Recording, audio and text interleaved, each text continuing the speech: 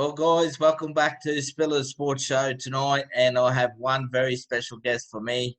It has a lot of meaning for me. He is my cricketing idol growing up in the great cricket far north Queensland. I would like to welcome one of Queensland's ball's finest, Australian one-day international player, Jimmy Maher. Welcome aboard, Jimmy. Thanks, Spilla. Good to be here, mate. Mate, I'm very honoured to do this interview and share this story with you, mate.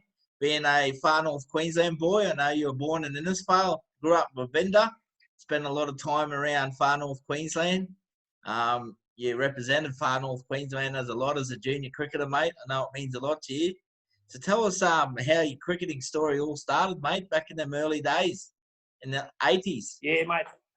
Yeah, I know. It's amazing how fast it all goes. It's sort of, it's still my home, as you know, far north Queensland. I love it when I get up there and, Cairns, Babinda, Innisfail, wherever it is, all of those places are close to my heart. And obviously family have all born and grown up there.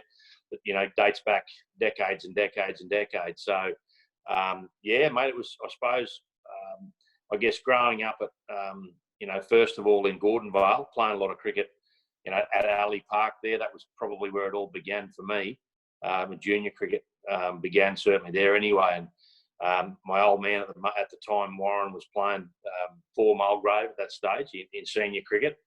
And yeah, mate, I suppose from there, when they had the news agency in Gordonvale, we then went to Sports World in Cairns, and we were there for a while, and obviously, flush with great facilities there with those three brilliant grounds. And, A-grade cricket was great to watch. And, playing junior cricket then at either Ali Park in Gordonvale for rep cricket on the weekends, and then you're playing all your junior cricket at Endeavour Park in Cairns or at the high school. So, mate, I still remember it like it was yesterday.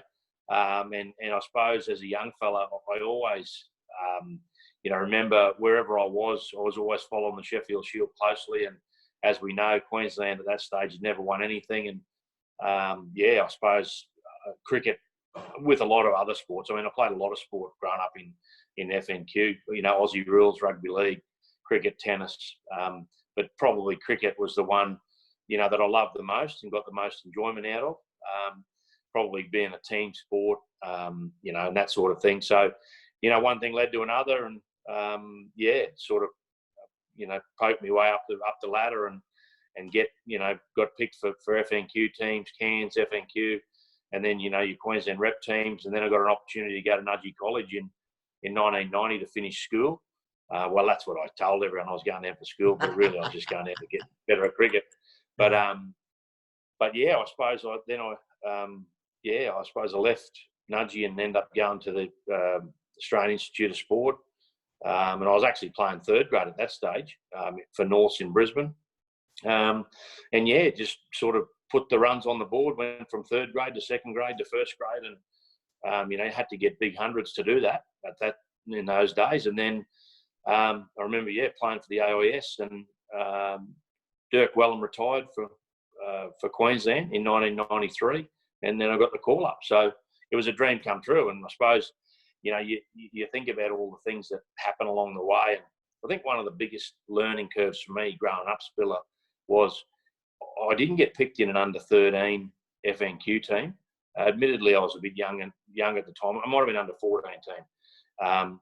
And I'd probably scored enough runs to get picked, but it was sort of that knockback that I suppose I look back now and I think, geez, that really made me more hungry and want to do better. So I had two choices at that stage. I could go and kick cans and be shitty with the world, or I could have, gone out and scored more runs and proved them wrong. So know how you feel there. I know how you feel there, Jim. Yeah, that was uncle. That was a good learning curve. I experienced the same. I represented FNQ from under 12s right through to 19s, mate. And when it come to the under 15s, the great guru Kevin was our coach, and he dropped me that year. Yep. I was extremely hurt at first, but I didn't take it personal, and he told me to go away and work on a few things. Exactly right. It definitely made me hungry, and I learned a lot from a young person as well, how to be a bit more resilient and deal with, a little bit of hardship. And he was a great mentor, Kevin. Most favorite coach I've had in cricket. Obviously, you've had many great times with the Guru. I still remember, Jimmy, going to my first state carnival back in '88, and you were playing for Far North Queensland under 16s. That was back at Redcliffe. I still remember that as plain as day. And when you guys got announced in the Queensland team, sitting there as an 11-year-old watching, wow, how good's that? Yeah, it's amazing. It was a great feeling. And I suppose the biggest thrill I had was I remember telling my old man when I was 10 I was going to play with Alan Border, and he laughed at me.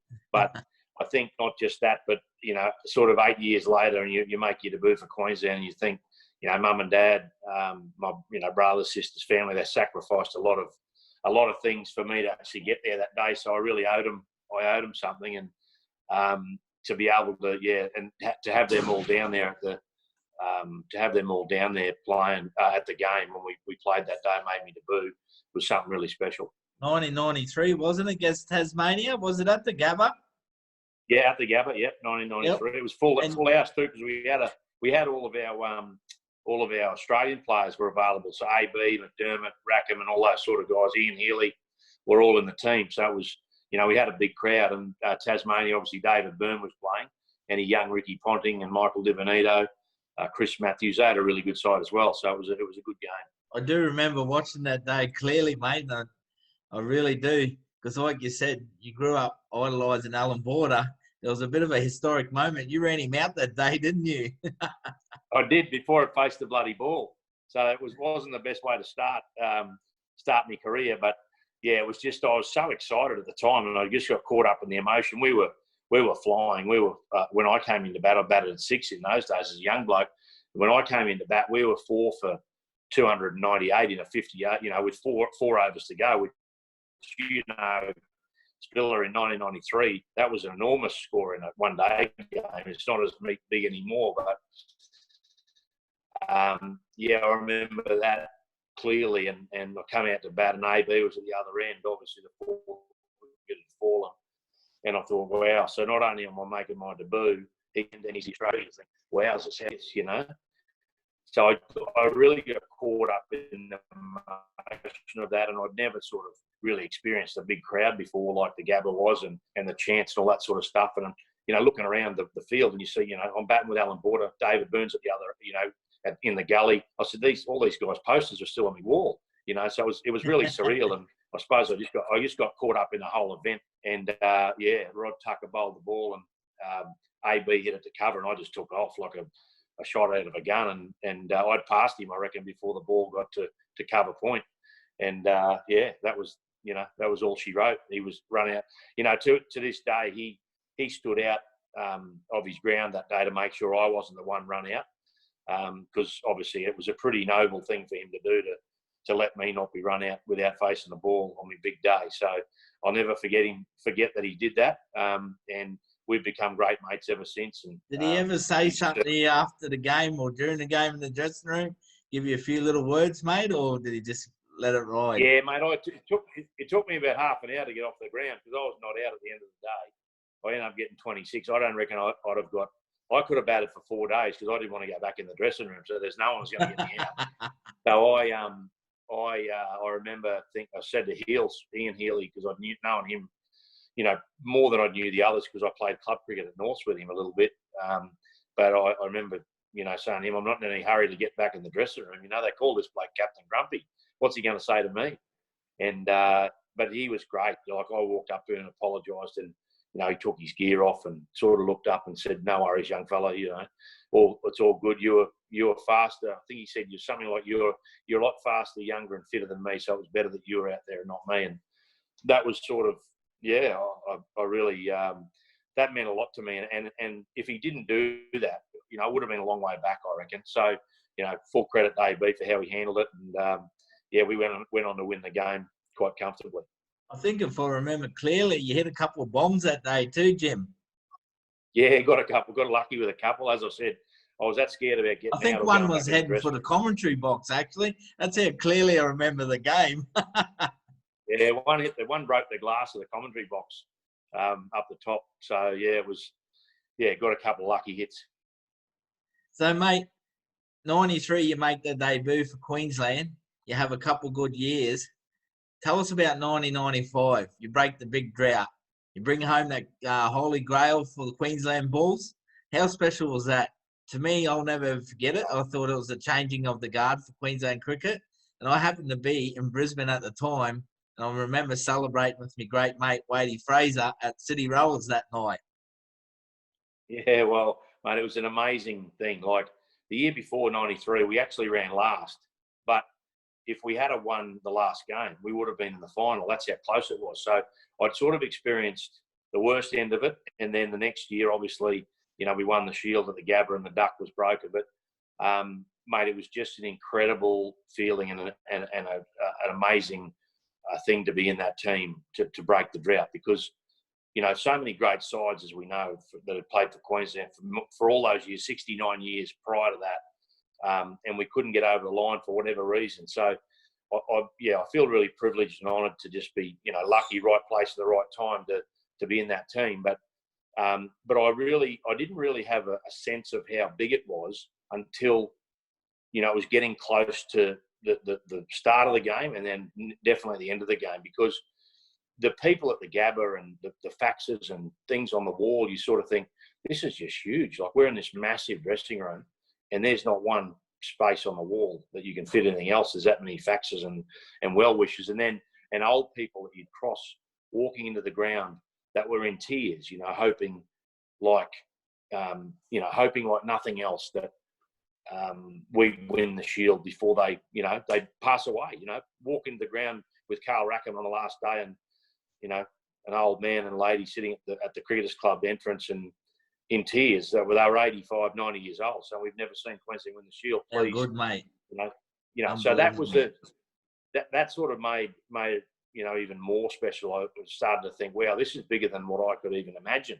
So, but mate, again, to have your family there and everyone watching, your brothers, your sisters, your mum and dad, and you see the whole Gabba crowd. It was just you know, bathed in maroon for 5 days, and Rupert on the hill just went nuts for 5 days. He didn't shut up, and the whole town just went absolutely nuts. And I'm sure Warry would have put a few good beers away, Jimbo.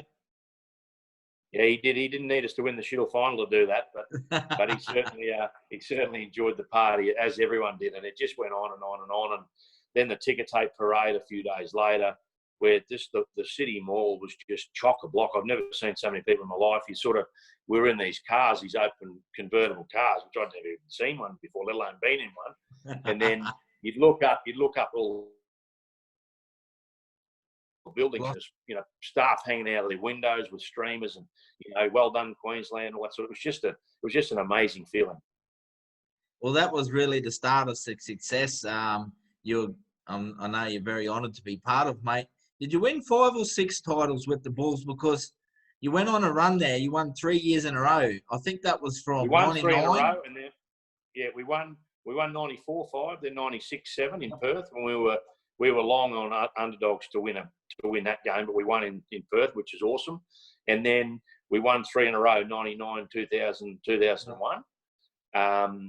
And then, mate, we had a couple of finals we lost in between that, and then we won again in 05-06. So it was 6 all up for me, and I think now we've won 9 as a state, or 8 as a state. So you also got to win a couple one-day titles, mate, as well. And won about 5 of those, I think. So it was good times. Let's talk 2003, mate. I think that's when you become Queensland captain. Is that right? You made your debut as Queensland captain in 03? No, 2001-2, I think I became captain. Okay. Is that the season where you set a record?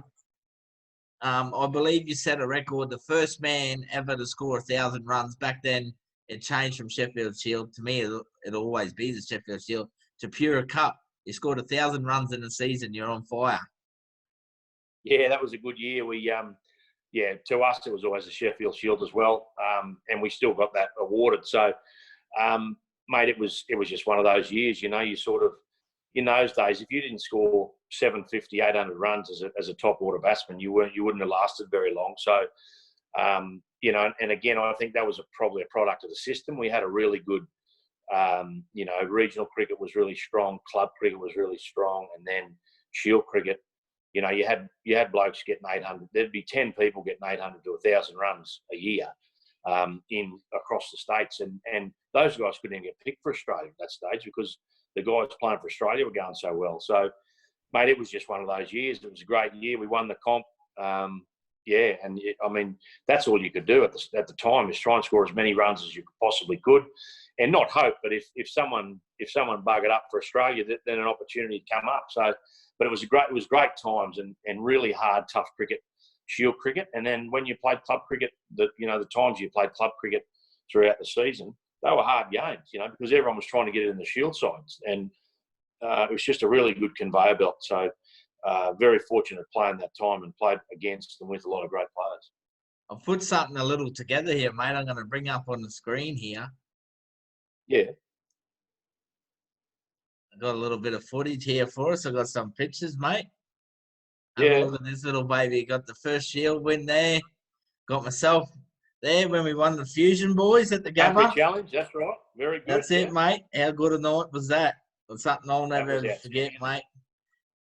That was awesome. I really enjoy that now. It's a great thing for country cricketers to be able to get the chance to come to the Gabba and play, for the Bulls Masters Country Challenge.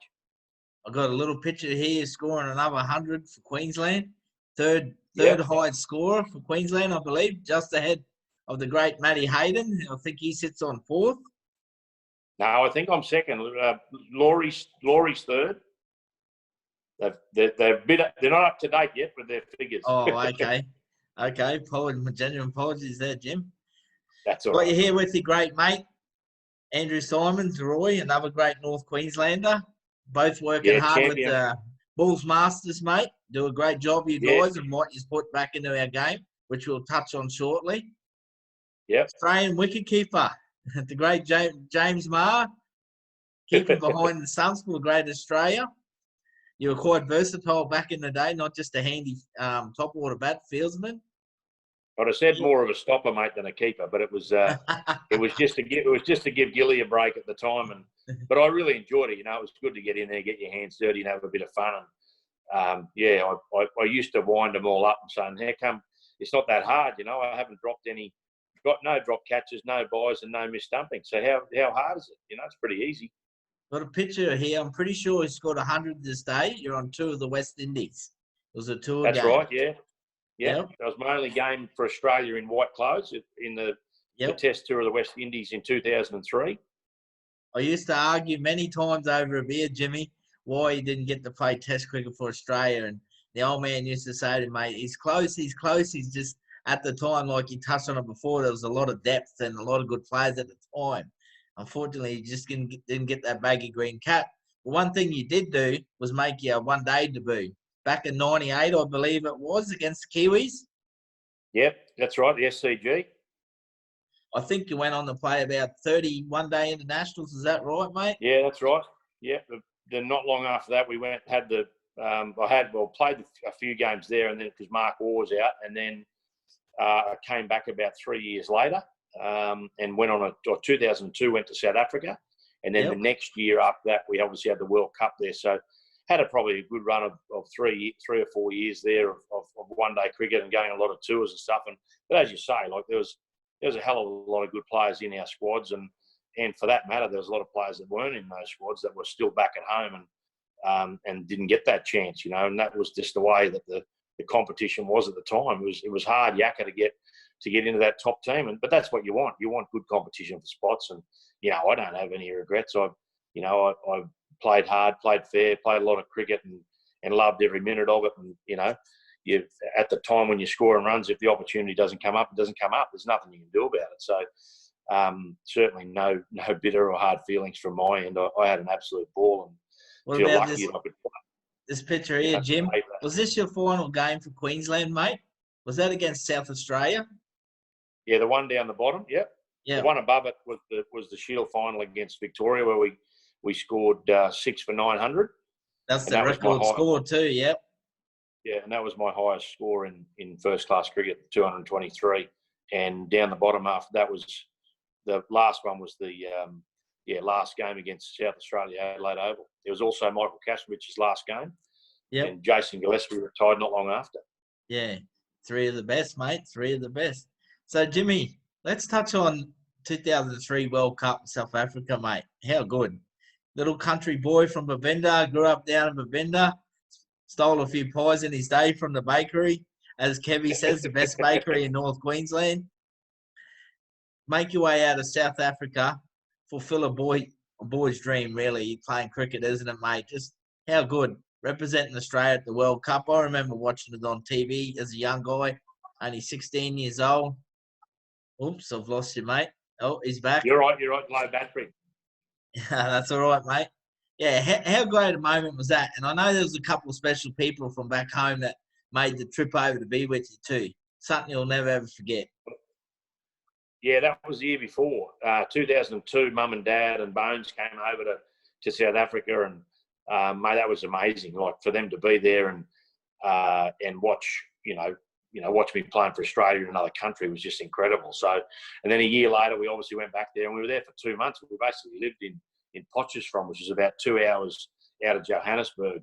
And it was just that's probably one of the best cricket tours I could ever be on. I mean, we had everything go against us. We lost Shane Warne the night before the first game. Darren Lehman was he was suspended for a racial slur, but in the squad. Michael Bevan was out with with a torn groin or hamstring. Jason Gillespie we lost through the tour. So with all those things happening around us, if you're talking from a betting point of view, we went from $2.40 favourites out the gate to 10, 12 to 1. Even more at some points because we had so many players out. But even with all that, we never lost a game. From that point, from the start to the end of that tournament, we went through undefeated as World Cup champions. Now, when you consider what had happened and gone on, you would have thought there was no chance of that happening. So it was an amazing effort. Ricky Ponting was outstanding in that tour as captain. How he handled everything with all the setbacks that we had was just fantastic, mate. And all the players just chipped in at the right times. We had a really good work ethic as a team, but shit, we had a lot of fun, Spiller. I mean, with a World Cup, in between games, you've got a fair bit of downtime, so you do train hard and all that sort of stuff. But we still had made sure you had time to make sure you're playing golf and looking after each other, and really bonding well as a team. And the players just really embraced that, and that was a big part of us going on and winning that World Cup against India.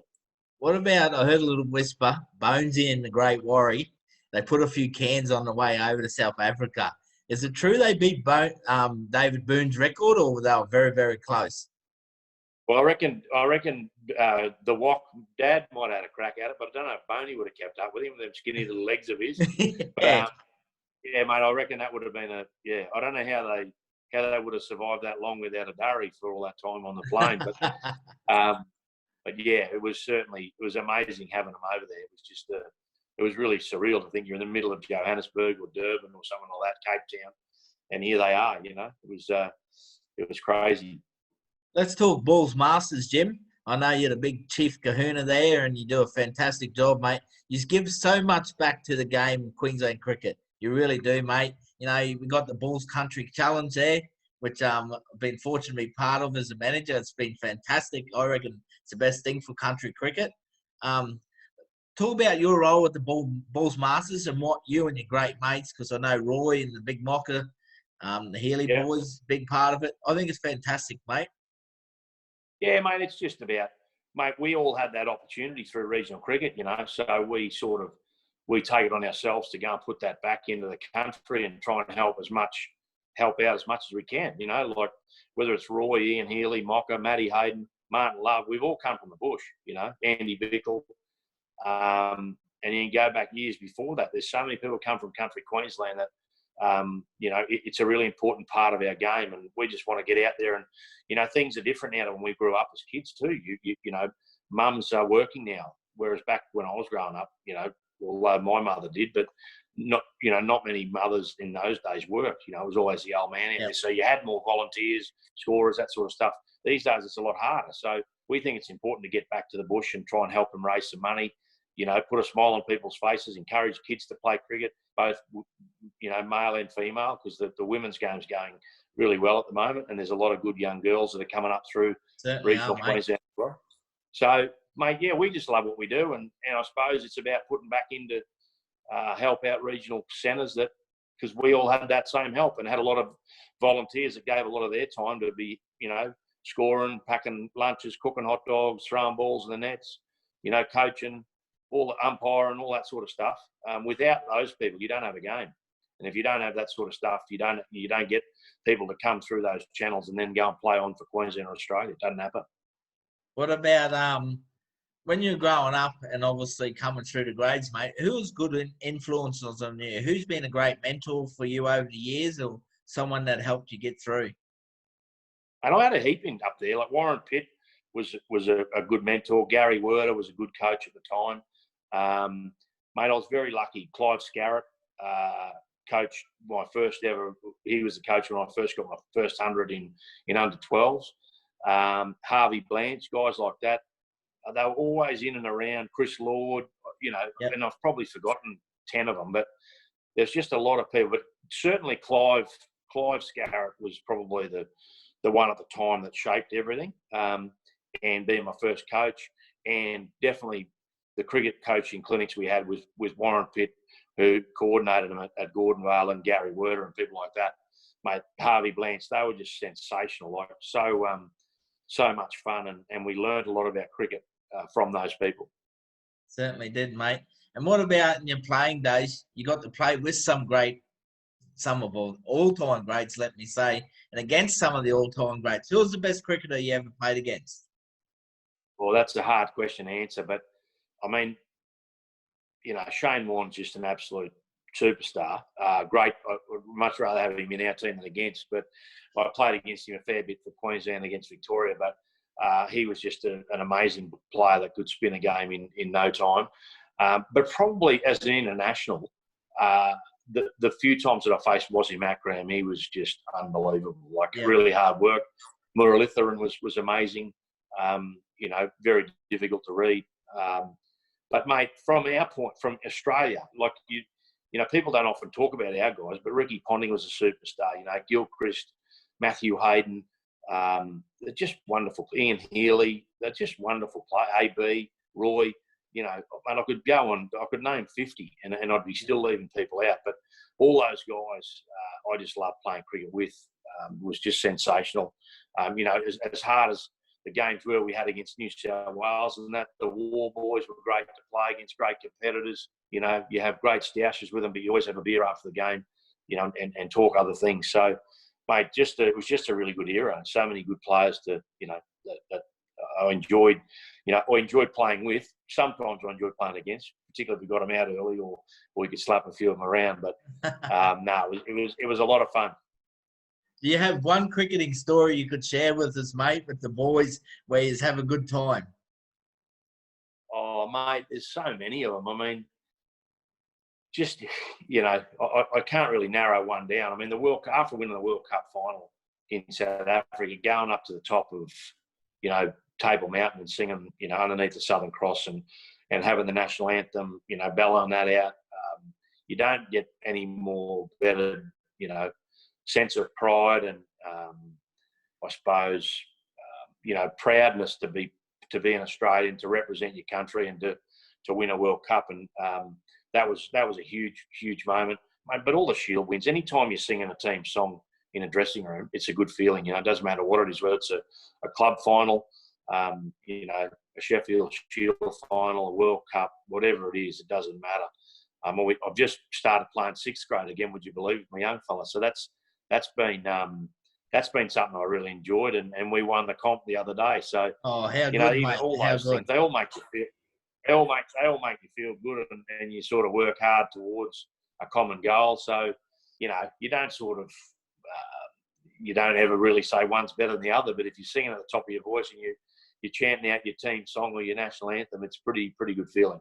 Certainly is, mate. Now let's talk a little bit of footy, mate. We're nearly there. I know you're a mad Bulldogs fan. Big supporter of Terry Lamb, I believe, weren't you? Yeah, mate, he was my favourite player growing up. And it's funny, a lot of people say, oh, how can you go for the Bulldogs? And it's quite simple. When I was, 8 years old, and You know, there was no Cowboys, no Broncos, no Titans, no other Queensland teams in the comp. You know, I was going for Wynnum or Valleys back in them days, and there was 2 different competitions. But the Bulldogs were always playing Parramatta in the grand finals, and a lot of people that I was surrounded by were all going for Parramatta, and the Bulldogs were the massive underdogs most of the time. Oh, the And then entertainers, mate. Well, they were, and I stuck with them. I stuck with them all through that, and then not long after, sort of when I came to Brisbane, all that sort of time, and in the early '90s and mid '90s, most of the Bulldog blokes were Queenslanders. You know, you had Steve Price, Travis Norton, Jason Smith, Darren Smith, Jason Hetherington. You know, you had 6 or 7 guys that were Queenslanders in the Bulldogs team. So, I couldn't change. You know, I'd been going for them since I was a kid. I loved watching them. We had a great late '80s. You know, won a premiership in '95. Then had not a horrible run. We lost the grand final a couple of years later, and then we had a bit of a bad run of outs, and then we won in 2004, and it's been lean pickings ever since. But mate, I just can't change teams. I love them to death. I do have a big soft spot for the Cowboys. I'm, good mates with Greeny and obviously JT. The Bulldogs taught him everything he knows. So I've always liked the Cowboys as well. So I go for the Bulldogs in every game of the year. But if the Bulldogs aren't playing, I'm going for the Cowboys. Well, mate, I really thank you tonight for giving up your time. Any time that you give up away from your family speaks highly of, mate, how great a man you are. I know you've got a beautiful family there, and the whole of far North Queensland will be watching this, mate. So we absolutely love you. You're a cricket legend in our state, I believe. Number 1, mate. Number 1. I'll find a poster one day. I think you signed it. I'll still remember. You're only 3 or 4 years older than me, but I just absolutely idolised you, mate. And I'm very honoured to interview you tonight, Jim, and just have a chat to you about your story, mate. Look forward to seeing you at the Bulls Country Challenge, Bulls Masters, doing fantastic stuff. Keep doing what you're doing, brother, and absolutely love what you're doing, giving back to the game. No worries, Spilla. Go to everyone up there in far North Queensland. It's still God's country. Always is. Thanks again, Jim. Really appreciate it. See you, mate.